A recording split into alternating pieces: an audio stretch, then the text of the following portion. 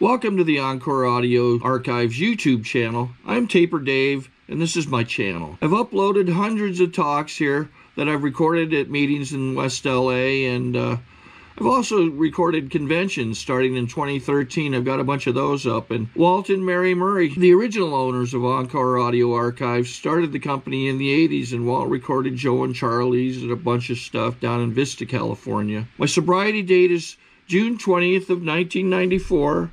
I hope you find something you like, so please like and subscribe to my channel and comment down below. If you want to hear something that I don't have or that you don't see, I'll see that I get it. Anyways, take care and have a great day if you want to. It's Jack Kay from Los Angeles.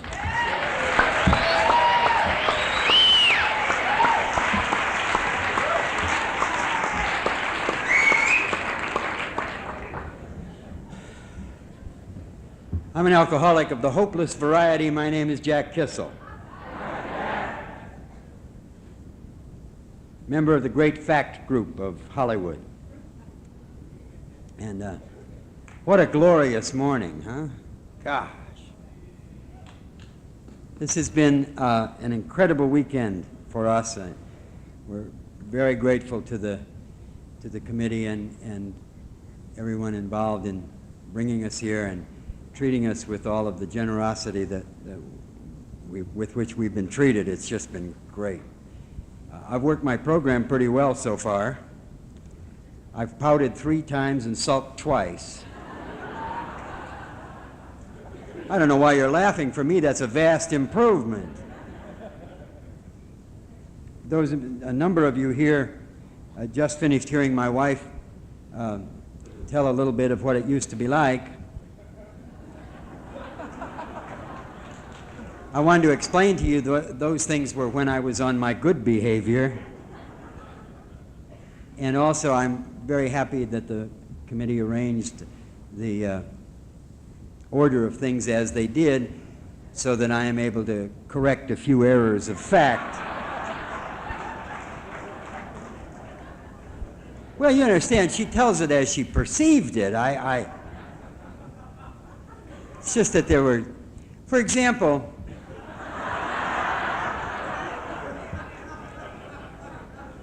my wife talked about when we left Ohio and came out to California, and she mentioned that I had read a lot of articles and things and was afraid of the small towns that we passed through and was hiding under the dashboard as she drove through the towns, and she thought that was crazy. She didn't know the whole story. She had described my looks. In those days, I was wearing my hair shoulder length and wore fringe vests and leather vests and no shirt. And she described the medallion, my peace medallion, which was made out of hammered iron on a leather thong, which occasionally served as a weapon in bar fights. And she looked conservative and middle class. And so I insisted that she drive and that I hid under the dashboard, and she thought that was entire paranoia. What she didn't know is that we were transporting a pound of grass across state lines.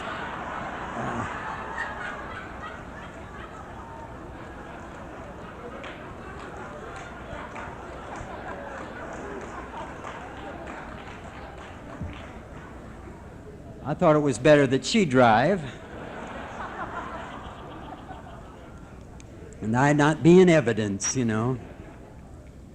So that's the way those things went. It has been just for me, it has been truly a glorious weekend here. It truly has. I'm going to try, if I can, find the words to describe some of the joy and glory that I have experienced this weekend. I loved hearing Red last night, and of course he helped us all to understand and relive the pain and agony of the disease of alcoholism and the lengths to which it will take us. and I got to those places too, and maybe not quite as exotic locales as he was able to find. And Addis Ababa is not one of my places I hung out, you know, but I needed this program as far back as my drinking goes. When I was 17, I was at a coroner's inquest for manslaughter. Booze took me there, and I went on to drink till I was 40 years old. It wasn't an easy task doing what I did. It was just what I had to do. I lived through a lot of pain and suffering that I caused people, and I lived with it within myself.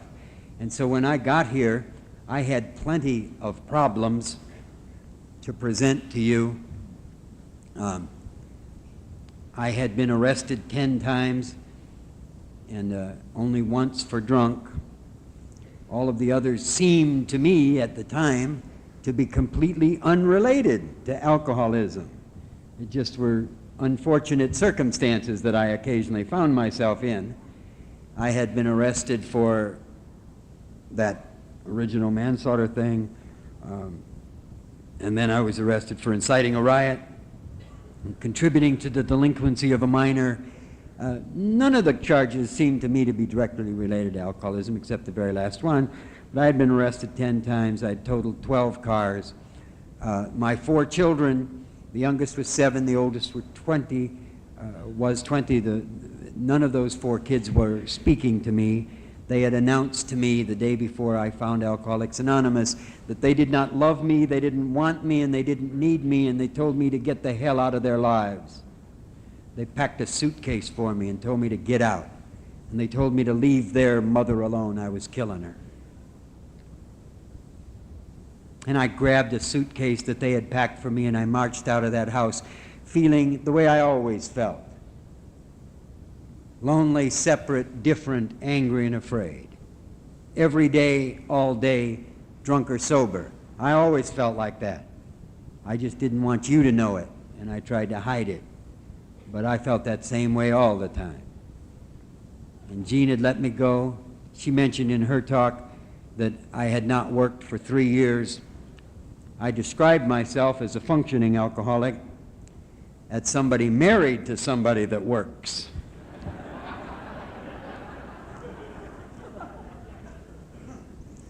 I had been hallucinating for about 1.5 years. My liver was failing. I had no friends left on the face of the earth. I was useless. There is a paragraph in our book in a chapter that I think was dedicated to me and some of my friends called We Agnostics, and in that paragraph it talks not once about drinking or about those things.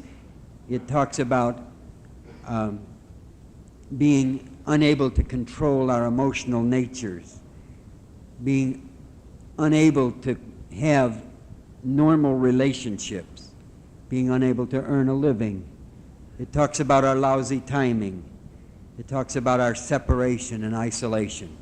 It talked about my condition when I arrived in Alcoholics Anonymous. I had plenty of problems. I just didn't think that your solutions were applicable to my problems.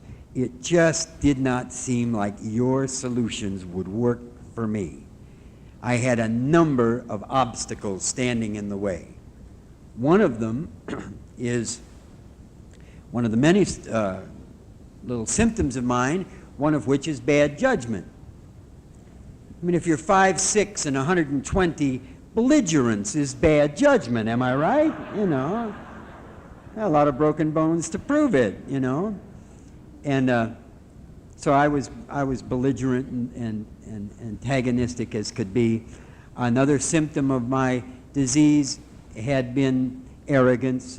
Tom touched on that in his talk. You know, I had this arrogance about me. And another very definite symptom of my disease had been that I had become an intellectual. It was a real part of my disease. It was an effort on my part to gain some control, if I could understand the nature of the human psyche or the universe, then maybe I could gain some control. And I had been out of control since I was 16 years old. And it was a way of keeping you at arm's length. If I could quote some obscure section of some obscure tome by some obscure writer, then maybe I could keep you at distance, and that was important to me. So I had become an intellectual, arrogant, and snob, and I now define an intellectual as someone who has been educated beyond his capacity. But in those days, it was very important to me. And when I first got a hold of the book, I realized that it did not meet my literary standards, I didn't see how a book as plain spoken, and I thought in those days simple-minded, could possibly have any bearing on someone as complex as myself, So it just didn't seem likely to me that your way of dealing with my problem would apply. And I found a sentence in the book which verified for me the absolute inadequacy of your suggestions. There is a sentence in there, you can find it if you look carefully, which suggested to me that I should substitute for my drinking, substitute the fellowship. That didn't seem to me like an adequate solution. Let's start with the fact that I don't like people. And maybe you just don't understand my drinking, but believe me, hanging out with you is not going to keep me from drinking. I didn't even like the word fellowship.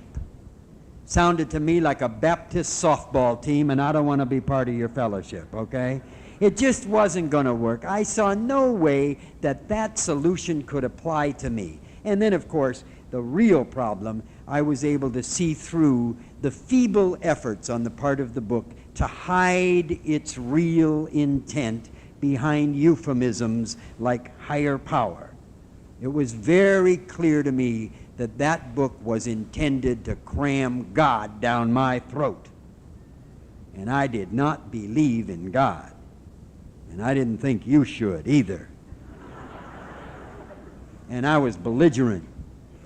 One of my little entertainments in those days would be I'd go to a bar named Duffy's or Molly Malone's, and I'd find some big Irish Catholic, and I'd get him into a discussion.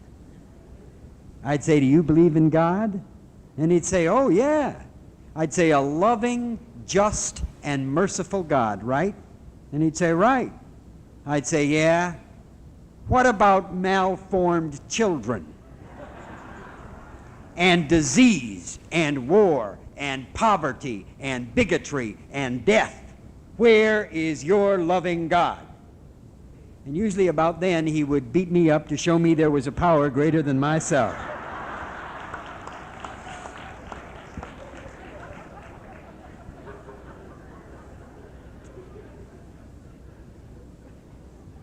And that is the attitude that I brought to that book, which made it very clear to me that I was either going to find a way to pray or I would find a way to drink.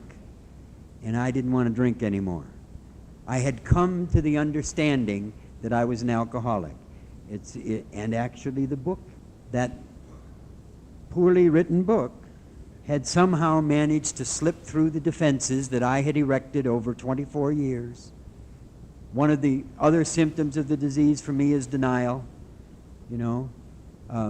Jean forgot to mention her skill at denial. She developed a very high artistic ability to deny. Even sometimes it impressed me. I remember one time when I was in Ohio, and I was a professor at a university at the time, and I was coming home from a late conference. It was about 3 a.m., and I drove the car onto the lawn, and I fell out of the car, and I was just so exhausted I crawled across the lawn, and I crawled up the front steps, and I was able to locate the front door key, and then I couldn't locate the front door. And she threw it open, and she looked down at me and she said, "Have you been drinking?" That's called denial, you know. I looked up at her and said, "God, I hope so," you know.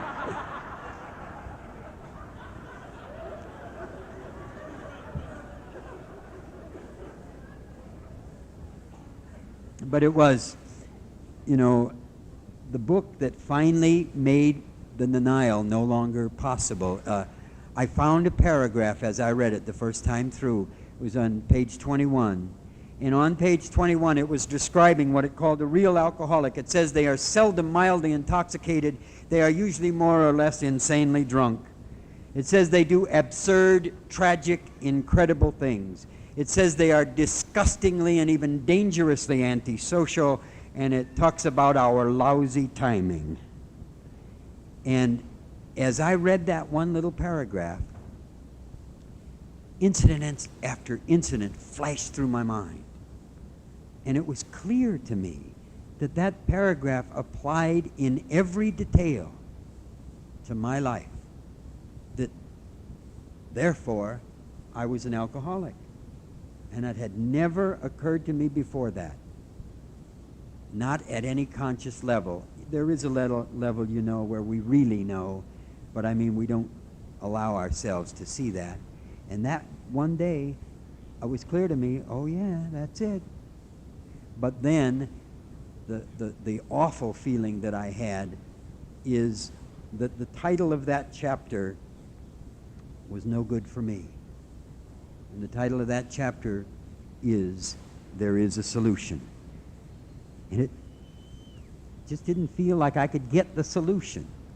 I realized that I was an alcoholic, and I didn't want to do anymore the things that I had been doing.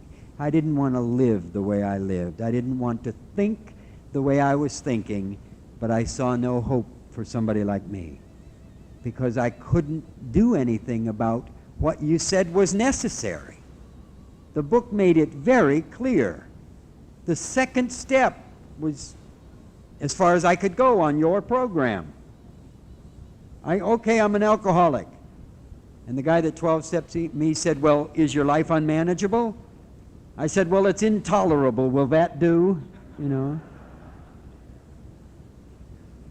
But then I saw that there was no way that I could believe.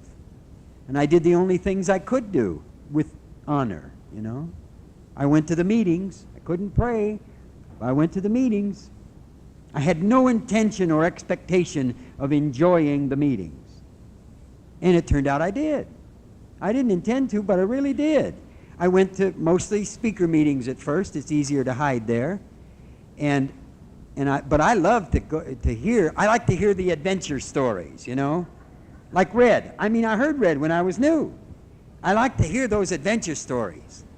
One guy got up and said, I stole a battleship. Man, I love that. I mean, that's great.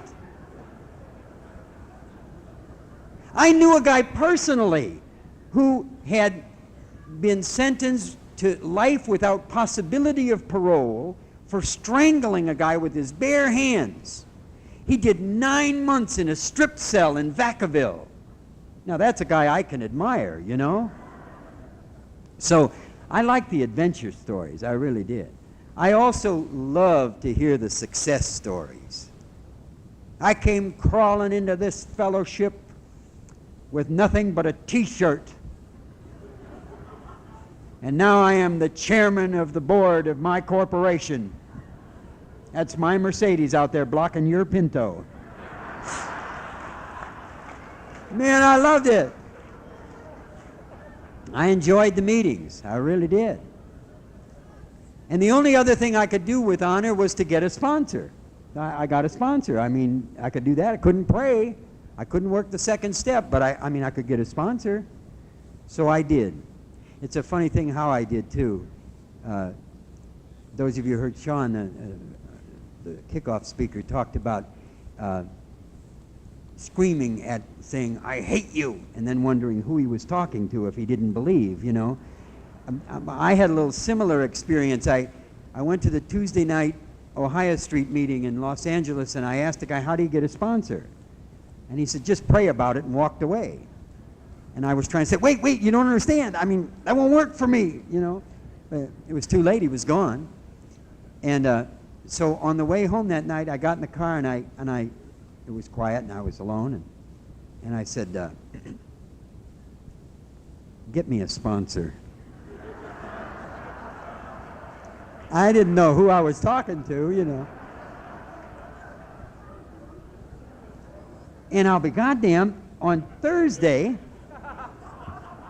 I went to this meeting, the Brentwood Thursday night meeting. Used to be about 500 in there, and this guy, I happened to notice him. I mean, I really noticed him. It was like, now I know this sounds embarrassing, but it's true. It really seemed to me like that one individual glowed a little bit. And really, he kind of shone there. I mean, I was immediately attracted to him, and I'm not somebody who's normally overly attracted to men, you know, but I sat close to him, and I was there near him, and I felt better about it. I liked that. And of course, he did become my sponsor. And then I realized that I'd probably made another error in judgment, because I found out soon, I got to know a little more about him, and I realized that for example, he only had a 9th grade education. I mean, it didn't seem to me like he was educated enough for somebody of my caliber, you know. I mean, I had graduated from Notre Dame. I did graduate work at Columbia. I did graduate work at Fordham. I had been trained in the Army in psychology, and I mean, it didn't seem to me like Fred was actually up to me, you know. Actually, I gave him a little quiz. Well, he didn't know it. I mean, I didn't want to hurt his feelings or anything.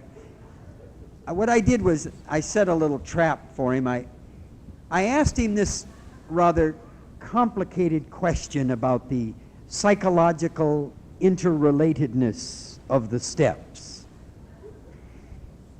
And Fred looked at me with these huge, gentle eyes, and he said, "Jack, the steps are numbered for the intellectuals."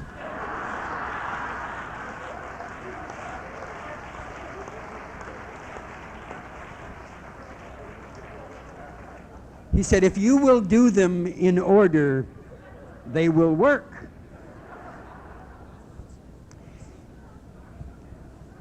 I thought that was pretty adroit, so I didn't fire him. You know, he's pretty quick on his feet. And so I kept him, but I didn't know, I really didn't know what I was going to do. I went to the meetings, and I heard them talking about identify, and I did not identify. I mean, I heard people like Red, and, you know, and they got up, and they were majestic human beings. They were mythological in size. They were colossi striding across the earth. And I sat out there feeling lonely, separate, different, angry, and afraid. Inadequate, incapable, unloving, unlovable, and too small. I mean, I just didn't see any way that I could emulate those folks. I mean, of course they got sober once they decided to, you know. They stopped flying their airplanes over Mexican borders and just quit drinking. Well, I couldn't do that. I just didn't have the power that these people, and they had a sense of humor about themselves, you know. One woman, Susie, she was living on Venice Beach on welfare with her children, and she'd get up and it was hilarious. Well, I saw nothing funny about anything, so I didn't see how it could work for me. And so finally I had learned to trust Fred enough I went over to him and I explained to him my problem. I said, "Look, Fred, I mean, it's just not going to work for me. See, I can't work the second step. I just cannot come to believe that there is a power that can restore me. And it always seemed to me when I explained myself to Fred that he was listening to somebody else. I mean, his answers and my questions never fit together. No, I mean, I explained it like that, and he said, well, God comes to me through other people. I don't know what the hell he means. I couldn't, he said, go to the meetings and look for God. And then he walked away, you know. It just seemed an odd assignment to me. But I did what I was told. I really did. I was desperate not to drink. And so I went to the meetings looking for God. And I couldn't find him. And I listened to the speakers intently, hoping that they would give me a clue.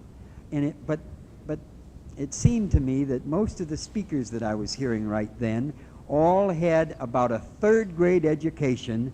They got sober in Tyler, Texas, and they were dispensing folk wisdom. Oh, I mean, really. This one guy got up, I swear to you, and he said, if you do not believe in a power greater than yourself, then jump up and stay there.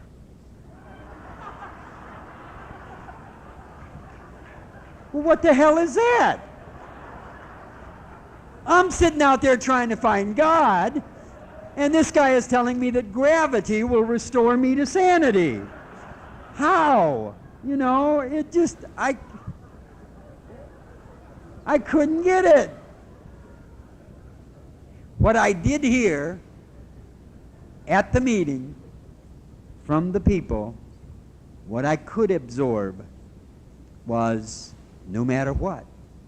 They said no matter what, don't use, don't drink, no matter what. Don't use, don't drink, don't run, don't kill yourself, no matter what. No matter what. And that I could hold on to. And I made lists of no matter whats. If those 4 children never do speak to me again, I will not use or drink, no matter what. If I am not able to work again, I will not use or drink, no matter what. If my mind is not ever restored to me, and I mean, it took me 3 months to memorize the Serenity Prayer. I mean, I didn't have much chance. If my mind is not restored to me, I will not use, I will not drink, no matter what. If my wife of 17 years goes through with her plan to divorce me, I will not use, I will not drink, no matter what. If she stays, I will not use, I will not, no matter what.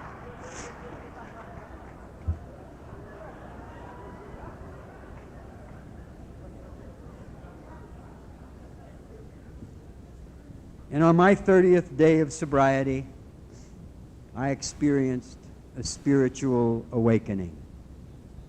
I had a spiritual experience when I took my 30-day chip. It consisted of being 30 days clean and sober. There's no way that I have the ability to do that. There is no possibility for somebody who drinks and uses the way I do to stay clean and sober 30 days in a row. And I had done that. And that is a spiritual experience precisely as it is described in that most profound of books, Alcoholics Anonymous. In a rather obscure section of our book called Appendix 2, where it says, we tapped an unsuspected inner resource, which we presently came to identify with our concept of a power greater than ourselves. some of our more religious members call that God. And I had discovered that unsuspected inner resource. And I knew that if I could stay sober 30 days, I could stay sober 30 years. All I had to do was one day at a time, keep repeating it, one day at a time.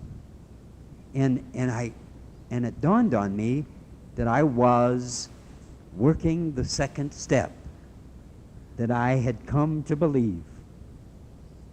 And it was a great relief when I rushed over to Fred and said, I've come to believe. He didn't seem all that impressed. He said, then move on to the third step, you know.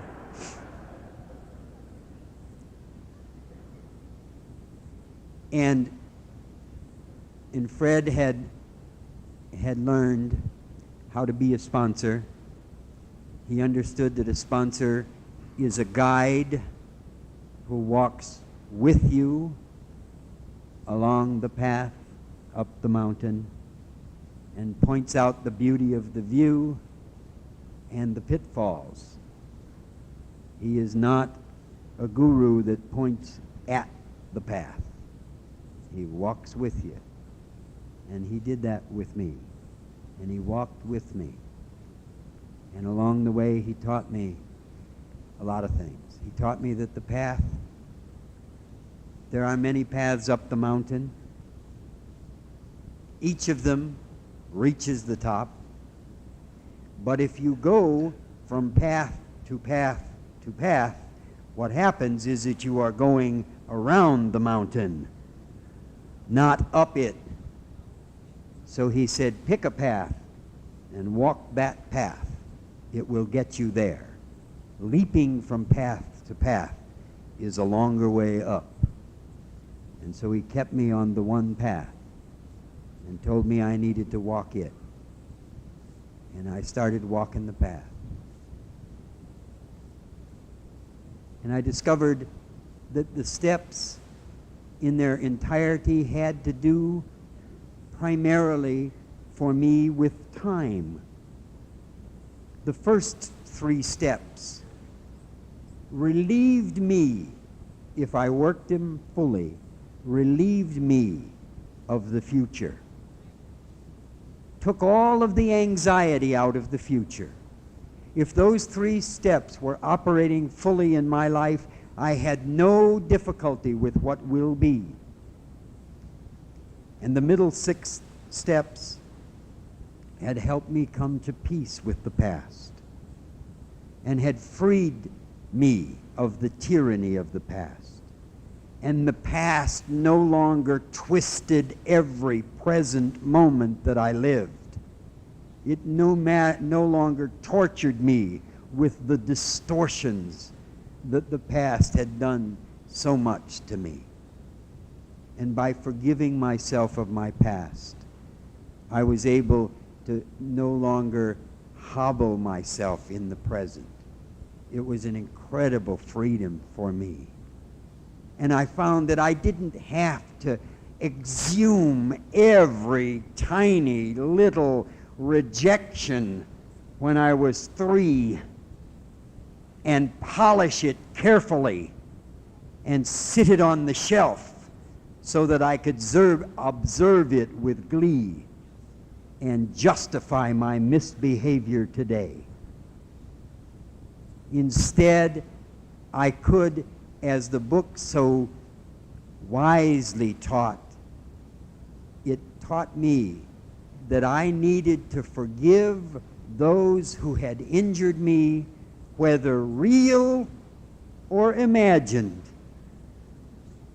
which pretty much covers everything, doesn't it? And so if I had some vague discontent with somebody from my childhood, I could just say, well, maybe I imagined it, and I forgive them anyway. And the healing began. and the past no longer tormented me. I had difficulties, of course. I mean, the causes and conditions of my drinking were what the steps deal with. I had this blinding insight when I was about 3 years sober. I know it's probably old hat to you, but I was really news to me. It suddenly dawned on me that the steps are designed to be taken after you quit drinking, which means that the problem wasn't drinking. That the problem was what the steps address. And the steps address the causes of my attitudes and my emotions, which are my thoughts. The steps address my thinking and tell me that I must change my mind. Because I never did, and all this was taught me, I never did react to you. I reacted to my thoughts about you. So I was in the habit in my whole life of creating enemies as I walked into the room. I walk into a room and I would immediately discover which of you didn't like me, and which of you were plotting against me, and which of you were so self-centered that you ignored me, you know. And I had a whole series of categories of enemies before I ever knew anyone. And then I had to defend myself against you. And so I found myself attacking before you had done anything. And of course you reacted. And that's how I lived my life, wherever I was. Whether I was with my children, or my wife, or strangers, I lived my life on a battlefield. And there was no peace in me. And there was no joy. There was only struggle all the time. And I was taught that if I can eliminate the battle within me, that suddenly the world calms down. And I was taught to do that in the middle 6 steps. I was taught I had to become entirely willing to forego the advantages of my defects of character. I didn't really recognize that there were advantages. How could I mean, what advantages are there to my suddenly bursting, being blinded with rage? I mean, what advantage is there to that? And my friend that had done life without possibility of parole, and by the miracle of Alcoholics Anonymous was out on the streets, and by the miracle of Alcoholics Anonymous founded the first adolescent alcoholism program called Turnoff, and by the miracle of Alcoholics Anonymous this year was the first convicted murderer ever to be fully pardoned, explained to me that he used to have a little trouble with anger.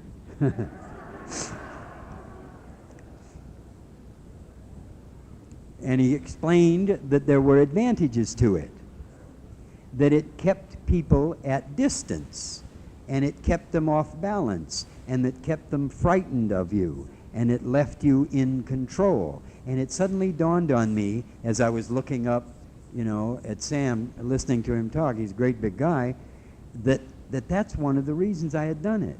That somebody my size needed, if he was as angry, belligerent, and opinionated and self-centered as I, needed to be able to keep you somehow off balance. And the way I achieved it was by convincing you that I was crazy and nothing would stop me. And if you were anywhere near sane, you would just let me have my way. And that happened often. People were afraid of me. And so I saw the advantage.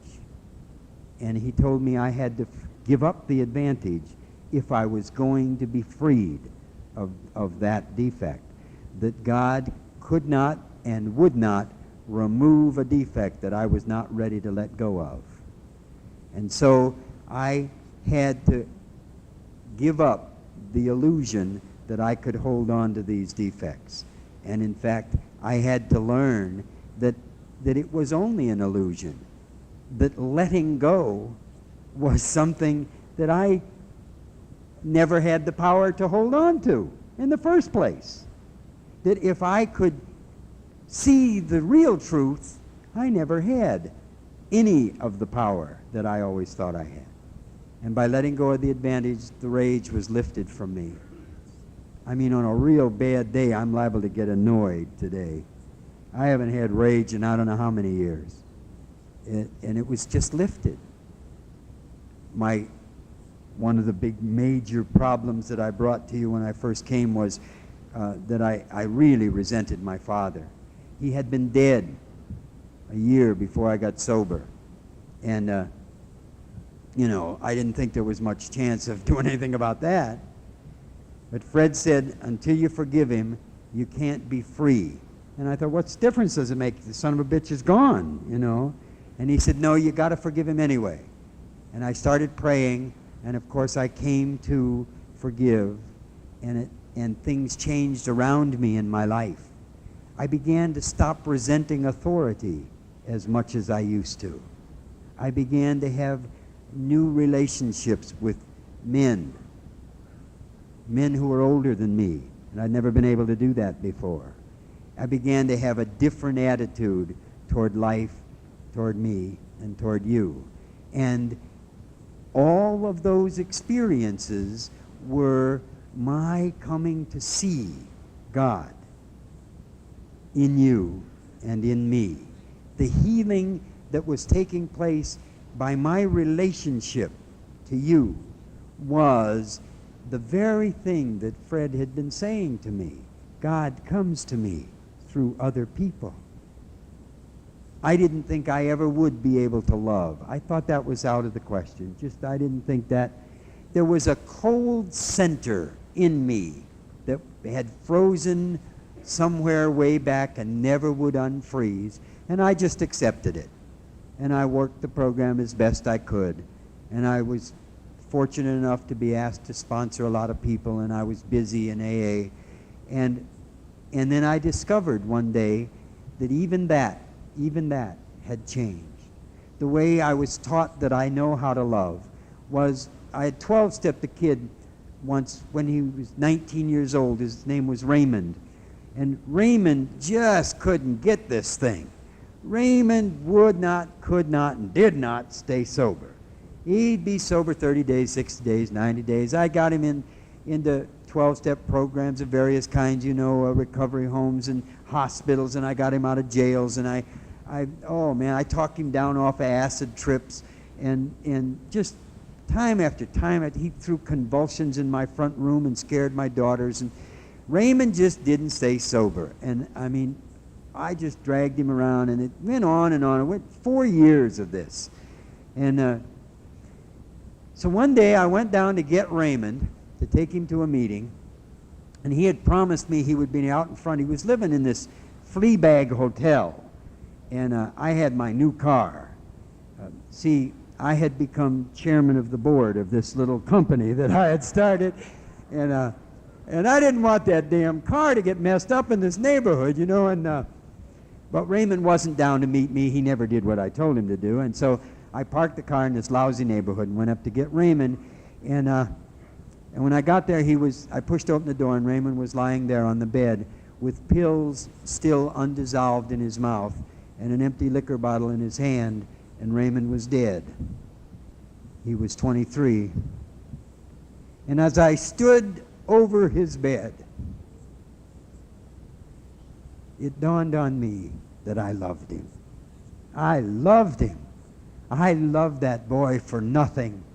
For fun and for free, I loved him. I just wanted him to be given sobriety the way it had been given me. I just wanted Raymond to be sober. And some of my rage returned.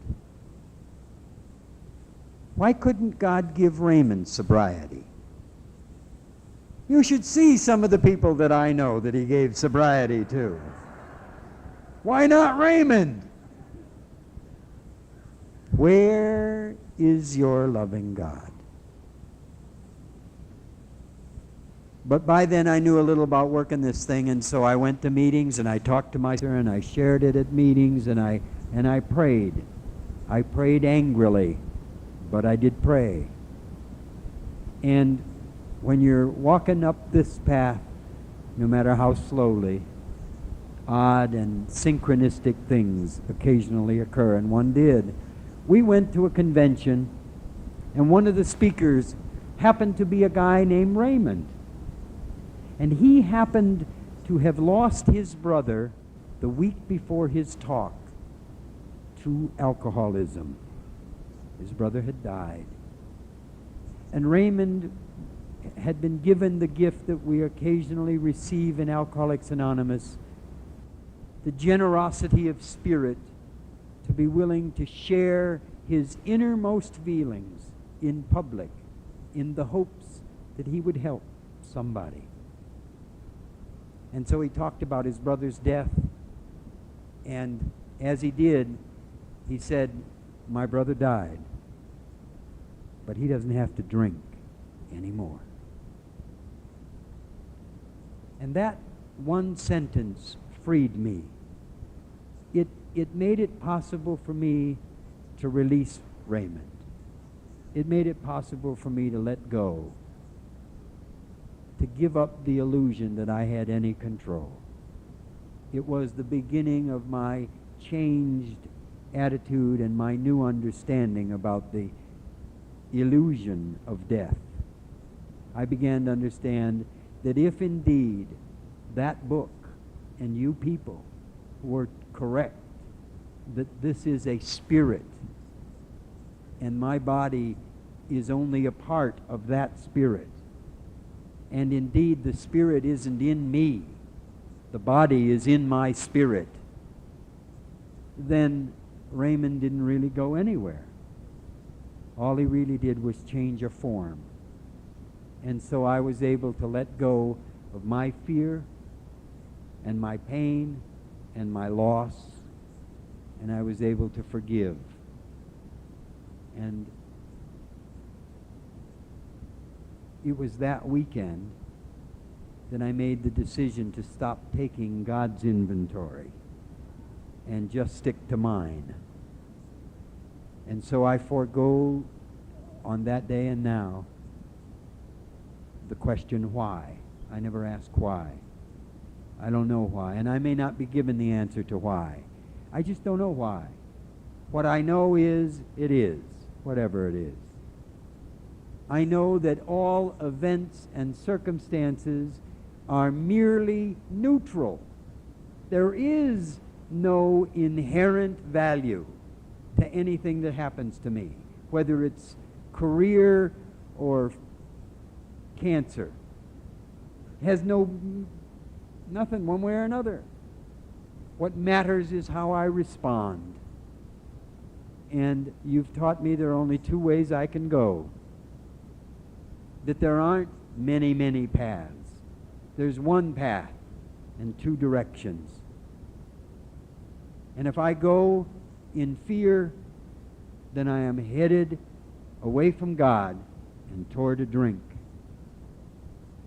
But if I can walk forward in love, in any event, in any circumstance, then I don't have to be frightened. And if I'm not frightened, then I'm not angry. And if I'm not angry, then there is no conflict in me. And if there is no conflict in me, I can, as the book promised me, comprehend the word peace. And so I began to feel at peace as the result of the changes in my mind of the steps of Alcoholics Anonymous. And the final 3 steps were designed to keep me in the present, to let me stay here and now, to allow me to be in this moment and only here and only now. And I was told by a member of Alcoholics Anonymous that there is only one time that you can ever be in conscious contact with God. And that is now. And so I tried, moment by moment by moment, to stay in conscious contact. And the healing began to happen in me and around me. I found it possible to love, first Raymond, and then others. And last, my family. The hardest for me was the closest to me. To allow myself not to put demands and expectations upon them, but to let them grow and be as they are and who they are.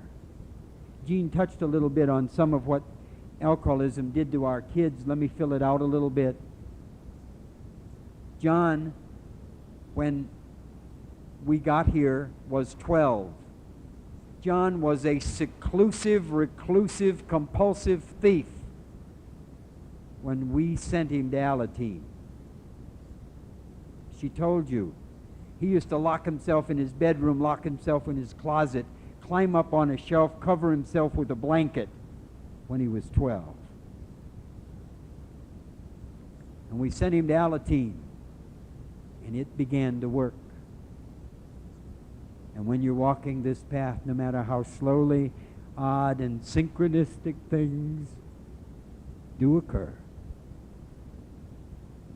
I had a chance this weekend to talk to a new friend of mine, Kevin, about the experience my son had.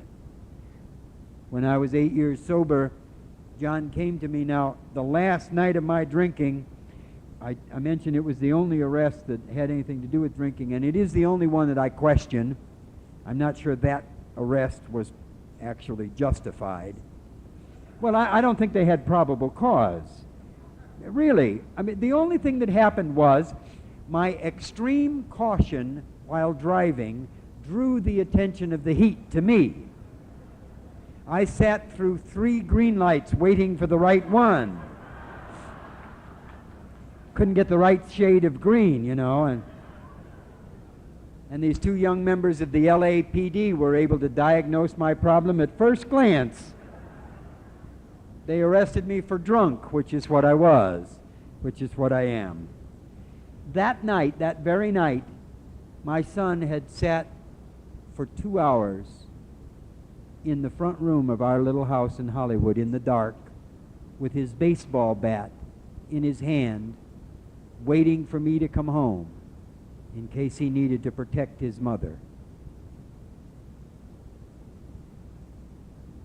And 8 years later, while I was sober and he was going to Alateen, he came to me having struggled through school and flunked out and then gone back again and finally finished a 2-year course at LA Community College. And he said, I know it's not possible, but if it were, I would go to Notre Dame like you did.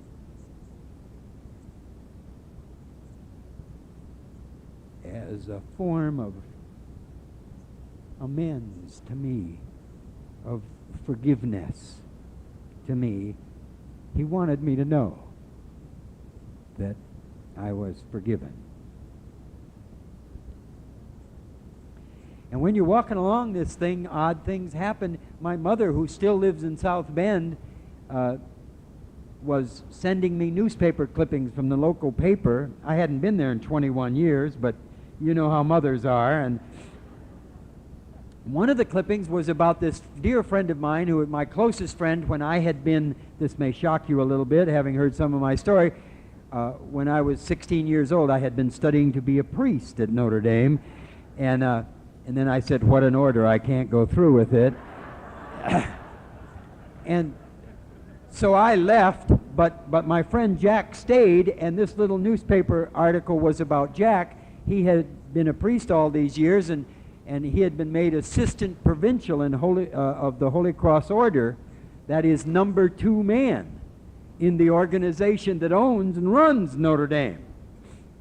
So So after 33 years, I called my friend Jack. And he was delighted to hear from me. He said, "What have you been up to all these years?" Oh, well, I didn't go into a lot of detail, you know. What I did say was, I guess the most significant thing is that I've been sober in Alcoholics Anonymous for 8.5 years. And Jack said, "Gee, that's great. I've been sober for 10.5 years."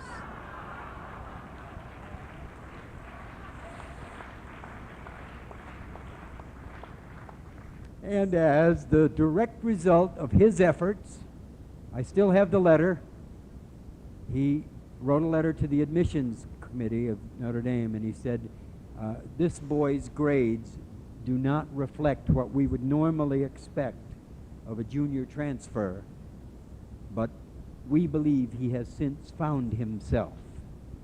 And I am recommended that you accept him as a junior transfer." And being an alkie, Jack knew how to put on a little pressure. He signed it with his full title, Fellow and Trustee of the University. And they accepted John, and 2 years later, Gene and I flew back to South Bend to watch him graduate. He lived with my mother for those 2 years. He went to Al-Anon. He sponsored an Alateen group. He graduated.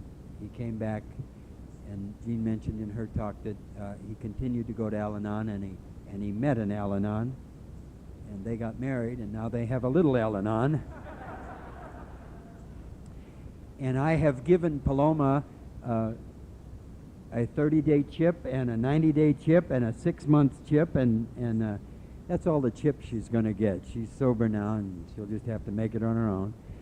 And so John calls me almost every Sunday and says, "Dad, if you can, I'd like you to take care of Paloma so that we can go to our meeting, because you see, he trusts me."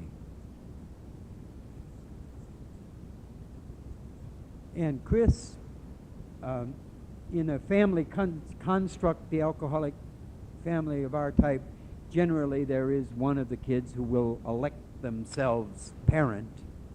Well, somebody's got to do it, you know.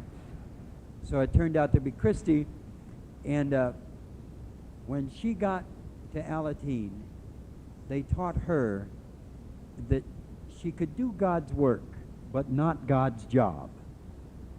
And they told her to focus on her own life. And so she's been doing that. And she just completed her first year at law school in Washington, D.C. And she made law review. 11 out of 779 in her class made law review. And there is a panel of 5 judges who judge the entries, the invitational entries of the law review contest. And only one of those entries got 5 out of 5. And that was your Christy. I got a chance to share a meeting last weekend with a young boy who said the most important piece of literature for him, he was speaking as an Alateen at a convention, was a pamphlet called "What's Drunk, Mama?" that Alateen puts out. And it's for preteens. And that pamphlet was written as the result of interviews with Christy when she was in preteen. The healing continues as we reach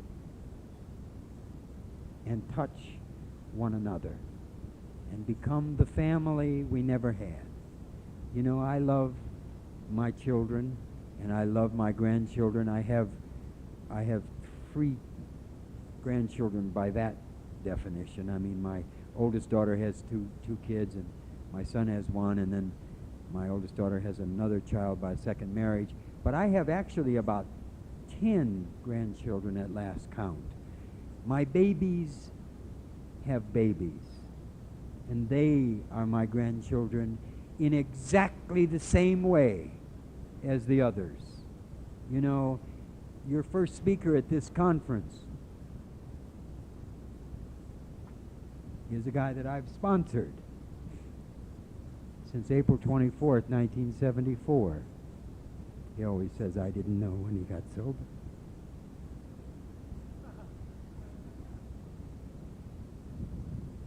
I held him in my arms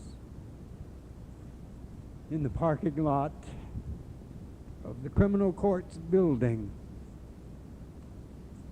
over 12 years ago. And over 4 years ago, I held his baby daughter in my arms in the hospital. She calls me Papa, and she calls my wife Papa Jean. Well, I think that's the proper arrangement.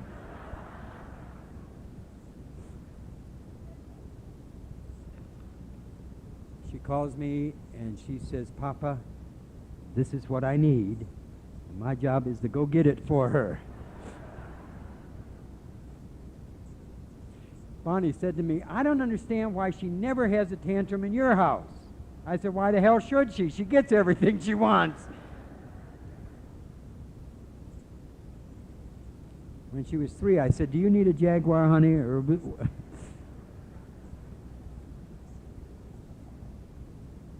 my grandchildren think that an alcoholic is somebody who goes to meetings.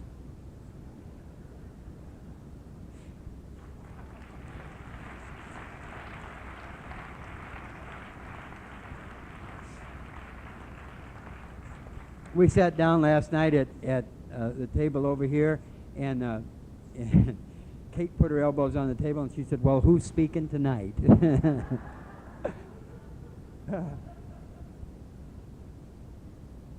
My children know what an alcoholic is. They have lived with it.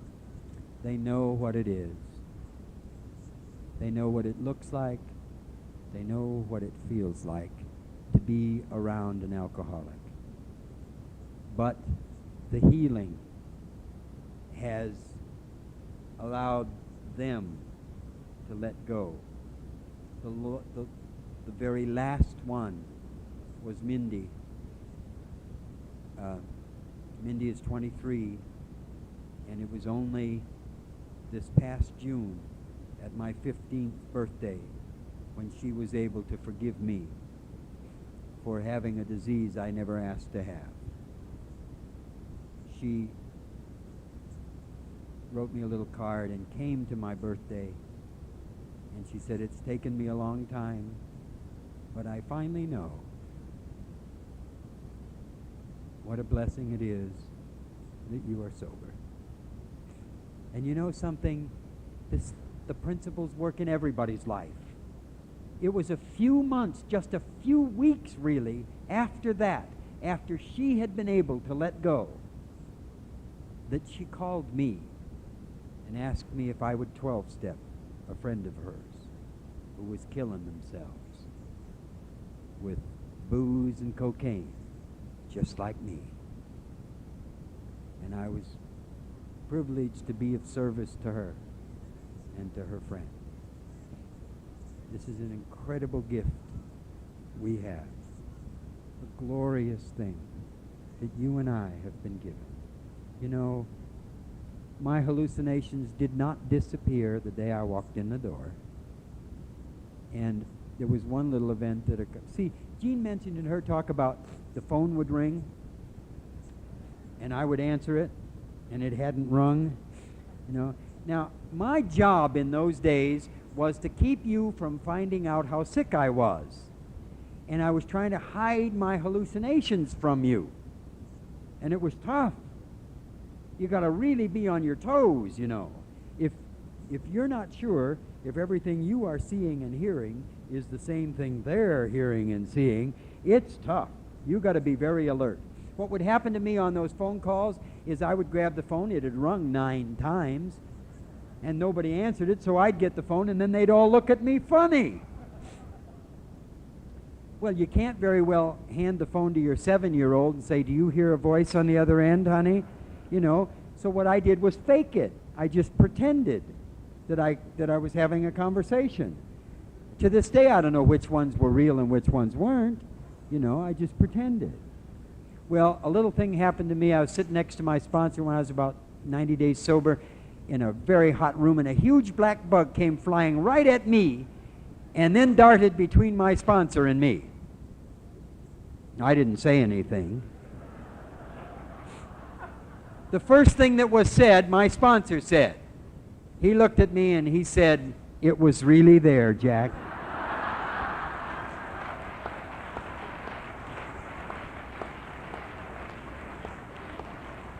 I didn't ask him, you know. I mean, I was delighted to hear it, but I wasn't going to ask him. And you see, that is as good a demonstration as I know of the power of the program and the source that God has given us. See, there isn't a psychiatrist or a therapist or a husband or a wife or a mother or a father clever enough to answer a question which has not been asked. There's only one way you can do that. You have to have been there yourself. Fred had been there himself. We have been there ourselves. We didn't have to learn about alcoholism by studying graphs and charts.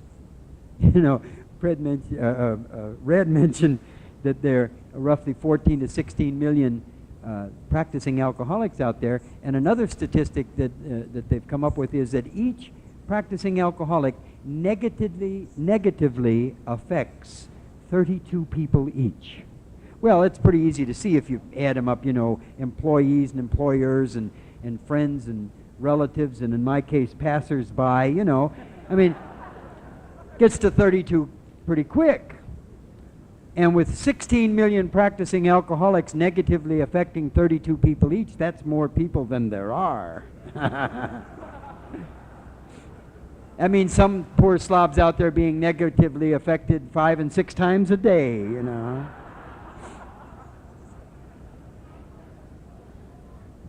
We didn't learn about alcoholism by graphs and charts. We learned about alcoholism at 3 a.m. by being there ourselves. God comes to us through each other, not by some witty profundity we may hear at a meeting, but by being together in each other's presence, the healing takes place. There's an old-timer that found some words in Gibran that describe for me, better than any I've heard, the fellowship of the Spirit. The words are, "Through the hands of such as these, God speaks, and from behind their eyes, He smiles upon the earth." God comes to me through other people. My sponsor had a cancer episode 2 years ago, and survived that, and then had a different form of cancer attacked him, and he survived that. And at 61, he ran the Ironman triathlon in Hawaii and completed it. And he's back in the hospital again with a new and different problem, and he may be getting, who knows what Fred's going to do. One never knows what Fred's going to do next. But he came to me, uneducated, I thought, and wise as there is, and healed me by being with me, guiding me along the path. I came to you feeling lonely, separate, different, angry, and afraid every moment of my life. And if I work the steps, practice the principles, and live in the fellowship of the Spirit, I don't feel that way. Instead, I feel at one, at peace, and full of joy. And then I live in the infinite now. Thank you.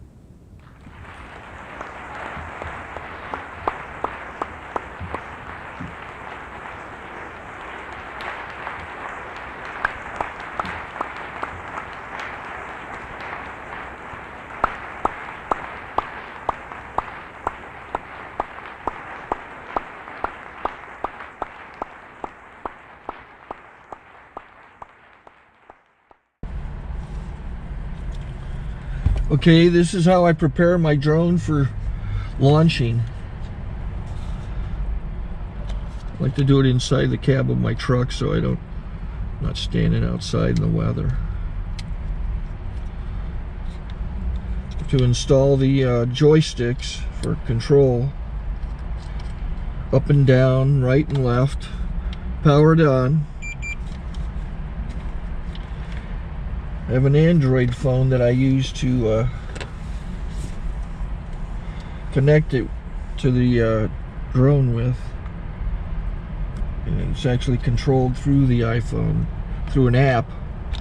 Oops, wrong way. It's actually controlled through the iPhone, or through this Android phone, through the app. It's actually controlled through the Android phone, through an app, and you connect it through this short connection right here.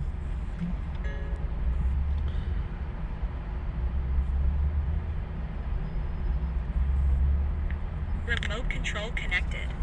Remote control's connected. So I pull out the drone. I have to extend the legs. Long legs extended first, then the short legs. Remove the gimbal protector. Set that aside, then power it on one short burst and one long burst. I lay it down. So I have to go to calibrate. So the drone's not connected yet. Shows you here as this drone gets disconnected, even though the remote's powered on. So the drone has to establish it's connected. So I go into the app to calibration mode. First I'll calibrate the remote controller. Start calibration. Out, in, oop, out, in, up, down, and then this little wheel is to control the gimbal. So it's calibrated. Go to gimbal calibration, start calibration, and then it calibrates the gimbal. I don't know if that shows up. The gimbal's moving all over the place. Changes, you can see it on the video. And I'm calibrated to take off. It's acquired 7 satellites at the moment. There are 26 satellites up in the sky, which it has to acquire before you can take off. So it's connected. It's got enough satellites. This is white. I can go to press this little arrow button, swipe right to take off, and it would start the motors if I slid this to the right. But I'll wait till I get outside. Don't want to do it inside.